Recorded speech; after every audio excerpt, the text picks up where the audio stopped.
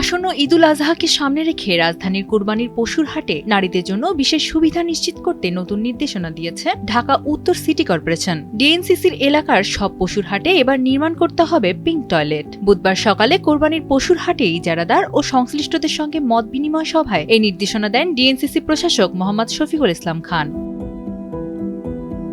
প্রশাসক জানান, নারীদের স্বাচ্ছন্দ্য ও নিরাপত্তা নিশ্চিত করতেই প্রতিটি পশুর হাটে গোলাপি রঙের বিশেষ টয়লেট নির্মাণ করতে হবে। পাশাপাশি পরিবার পরিজন নিয়ে যাতে ক্রেতারা নির্বিঘ্নে হাটে যেতে পারেন সেই বিষয়েও প্রয়োজনীয় ব্যবস্থা নেওয়া হবে। সভায় আরও জানানো হয়, হাট পরিচালনায় ইজারার শর্ত ভঙ্গ করলে সংশ্লিষ্টদের বিরুদ্ধে কঠোর ব্যবস্থা নেওয়া হবে। একই সঙ্গে পশুর হাটকে কেন্দ্র করে যানজট বা জনদুর্ভোগ তৈরি হলে সিটি কর্পোরেশন তাৎক্ষণিক পদক্ষেপ নেবে। প্রতিটি হাট থেকে প্রতিদিনের বজ্র প্রতিদিনই অপসারণের নির্দেশ দেওয়া হয়েছে, যাতে পরিবেশ ও জনস্বার্থ ঝুঁকিতে না পড়ে।